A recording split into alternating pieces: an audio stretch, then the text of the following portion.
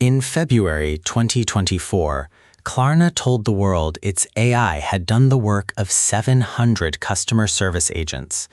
Nobody said 700 people got fired. Everyone heard it that way anyway. A year later, Klarna was quietly hiring humans back. That's the autopsy.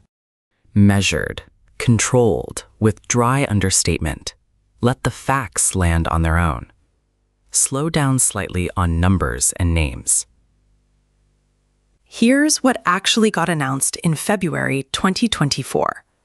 Klarna, the Swedish buy now, pay later company, said its AI assistant, built with OpenAI's technology, was handling customer service work equivalent to about 700 full-time agents. Equivalent to. That phrase did a lot of quiet work in a press release that most people never read past the headline. Klarna also claimed the assistant handled roughly 2/3 of its customer service chats in its first month and projected around $40 million in profit improvement for 2024. Those are big, specific numbers, and specific numbers travel. By the time this hit tech press and business Twitter, it had been compressed into something punchier. Klarna replaced 700 workers with a chatbot. That's not what the release said, but it's what people remember because it fits a story we already expect to hear about AI. The context that made it land even harder, Klarna had already gone through serious layoffs in 2022 and 2023, so a company already known for shrinking its headcount, attaching a big AI number to itself, wrote its own scary headline without anyone needing to fabricate anything. Before we go further, we need to pull apart two claims that got fused into one: what the AI actually did and what allegedly happened to 700 human beings. Those are different stories, and separating them is the whole point of this video. So, what was the assistant actually handling day to day? Based on contemporary reporting, it was built to resolve the repetitive, high-volume tickets, refund status, subscription changes, payment date adjustments, requests that require pulling account data and applying a fixed policy, not judgment calls. That's the 2/3 of chats Klarna referenced, and it's not a surprising number. In almost any large customer service operation, the bulk of ticket volume is exactly this kind of low-complexity, repetitive traffic. It's the reason support queues exist at scale in the first place, not because every question is hard, but because there are thousands of easy ones every day. A language model-based assistant is genuinely well-suited to this layer. It can read the ticket, check account status, apply the relevant policy, and close it in seconds, instead of the 10 or 15 minutes a human agent might spend navigating the same steps manually. The 700 agents figure was Klarna's way of translating that throughput into a number a journalist or investor could grasp instantly, the same way software vendors say a tool does the work of 10 analysts. Nobody assumes 10 analysts got laid off that afternoon in that framing, but attach the comparison to AI and the nuance disappears fast. Within its designed boundary, the system worked. The story starts once you ask what happens at the edge of that boundary. Every support queue has a tail: disputes, confused or angry customers, situations the flowchart never anticipated. That tail is where the assistant's limits started to show, and it's also where Klarna's broader staffing strategy collides with the AI story. Klarna wasn't only deploying a chatbot. It had already cut its workforce through 2022 and 2023 during a difficult funding environment, and it leaned on the AI narrative afterward as justification for keeping headcount low going forward. Here's the mechanism that matters. Once the easy tickets get siphoned off by automation, the tickets left for humans are disproportionately the hard ones. The average complexity of what remains goes up, not down. If you don't add specialist capacity to match that shift, or if you keep cutting because the top-line efficiency numbers look good, the queue that's left gets slower and worse, even while the AI-handled portion stays perfectly efficient. That's precisely what CEO Sebastian Siemiatowski acknowledged in 2025, when he said publicly that the cost-cutting had gone too far and that service quality had suffered. Notice what he didn't say. He didn't say the AI underperformed. He said the depth of the cuts around it caused the problem. That's a meaningful distinction, because it locates the failure in a staffing and organizational decision, not in a model's behavior. The technology did the 60-something% competently. The company treated that as license to keep shrinking everything else. Before moving to the reversal, it's worth taking the strongest counterargument seriously. Maybe this really was an AI capability failure, not a staffing failure. If the model had been better at handling ambiguity, escalation, and emotionally charged conversations, maybe the thinner human layer would have been fine. That's a fair point. And it's true that large language models in 2024 were not, and still aren't, reliable at open-ended judgment calls involving policy exceptions or a genuinely upset customer. So there's a real technical ceiling here, and it's not nothing. But that argument only gets you so far, because Klarna never claimed the AI would handle the hardtail. Its own communications specifically framed the automation around routine, repetitive requests, the 2/3 figure. Nobody at Klarna promised the model would replace judgment-based escalation handling. The gap that caused the quality drop wasn't the AI failed at something it was supposed to do. It was the company kept cutting the layer that was supposed to catch what the AI was never meant to catch. If you build a net with a hole in the middle on purpose, because that's where the net was never designed to cover, and then you also remove the person standing next to the hole, the resulting drop isn't the net's fault. That's the distinction that gets lost when this story gets summarized in one sentence. The reversal itself is fairly plain in the public record. Klarna moved back toward explicitly offering customers a choice to always reach a human agent, and reports indicate the company began recruiting for customer service roles again. Importantly, this wasn't framed internally as an AI failure. The assistant reportedly stayed in place for the routine work it had always handled well. What changed was the assumption that automation alone could be the entire front line, with no accessible human backup for the harder cases. Read closely, Siemiatkowski's 2025 comments look less like a retraction of the AI project and more like a scope correction. The tool works for what it does, the strategy of removing human backup around it didn't.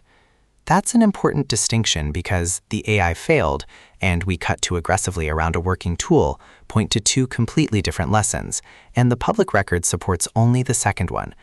Klarna effectively admitted that a purely automated front line without a visible human option produced a worse customer experience than the cost savings justified, a business judgment about risk and reputation, not a verdict on what large language models can do.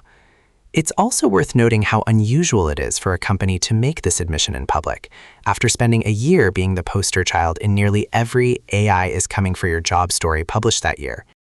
This is where I part ways with both the hype crowd and the doom crowd, and I want to flag that clearly.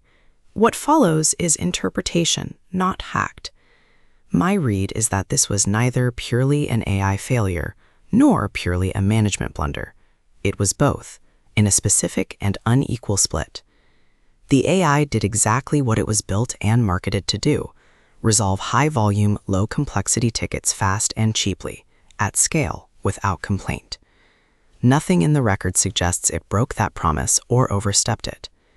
The failure sits almost entirely on the deployment side, the decision to treat AI-handled workload equivalents as a green light to keep cutting human capacity in a customer-facing function, where the cost of a bad experience is reputational and compounding, not just an operational line item you can optimize away.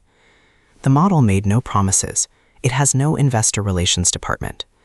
The people who overpromised were the executives who let 700 agents become a viral headline instead of correcting the record early, and who ran the organization as though automating the easy 2/3 meant the remaining third could be handled by an ever thinner human layer indefinitely. That is a design and staffing choice made by people with names and titles, not a technology outcome. When you hear the AI caused this, the better question is always, who decided how thin to run the safety net underneath it? In this case, that answer isn't the model, it's leadership. Now, the second thing worth pulling apart: the timing of the reversal. It happened in 2025, during the period Klarna was preparing for a public listing. An IPO puts a company under exactly the kind of financial and reputational scrutiny where we automated away our support quality becomes a liability line in a prospectus, not a badge of efficiency for a roadshow deck. I'm not going to claim this was cynical theater, because the underlying correction looks genuinely real. Quality dropped, and Klarna genuinely moved to fix it by reintroducing human options and rehiring for support roles. But a real correction can still be told strategically, and both things can be true at once.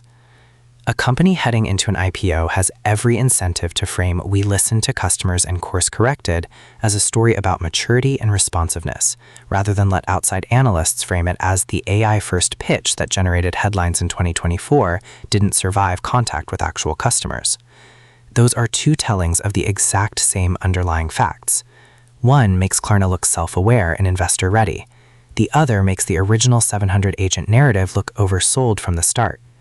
You don't need to accuse anyone of dishonesty to notice that the timing of a public narrative shift and the timing of a fundraising milestone lining up this cleanly deserves a raised eyebrow rather than a shrug, especially from a company that clearly understands how headlines move markets, because it benefited from exactly that in 2024. Let's go back to the number that started all of this, because it's the piece most likely to keep getting repeated wrong for years. 700 agents replaced by AI has already become shorthand in plenty of AI panic content, cited as proof that automation guts entire departments overnight. What actually happened, by Klarna's own framing, is workload equivalence. The AI did the amount of work that would otherwise have required roughly 700 full-time employees, spread across some mix of existing staff, contractors, attrition, and headcount that may never have existed as dedicated positions in the first place. Whether any specific person lost their job because of this specific tool is a narrower and far murkier claim, and it's explicitly flagged in the available reporting as disputed, not confirmed. That distinction isn't a footnote you can skip past. It's the difference between a company automated a chunk of repetitive work and communicated the number badly, and a company fired 700 people in one motion and replaced them with a chatbot. Those produce very different reactions, and only one of them is actually supported by the record. If you're going to be angry about how AI gets deployed in customer service, and there are legitimate reasons to be, point that anger at the real failure, an under-resourced human safety net around a tool that was working within its intended scope, not at a mass firing that never happened but makes for a much better headline than the truth. So what's the real takeaway, if it's neither AI took the jobs nor AI failed? It's this. Automation is genuinely good at the parts of a job that are repetitive and low stakes, and genuinely unreliable at the parts that are rare, emotionally charged, or ambiguous, and no amount of press release enthusiasm changes that ratio. The mistake companies keep making isn't the decision to deploy AI in the first place. It's using the success of the easy 67% as license to stop investing in the hard remainder, because the hard cases don't show up neatly on a quarterly efficiency slide until the complaints start piling up publicly. Klarna is one of the more visible examples of this pattern, mainly because it was loud about the win in 2024, and, to its credit, was also unusually public about the correction in 2025. Most companies that make the same mistake just quietly rehire months later and never explain why, and nobody writes a headline about it. The actual lesson isn't don't use AI in customer service. It's that if you remove the human option entirely, you're betting your whole customer relationship on your system never hitting an edge case. And every real support queue produces edge cases, by definition, every single day it operates. Klarna's story ends up being less a cautionary tale about artificial intelligence itself, and more a familiar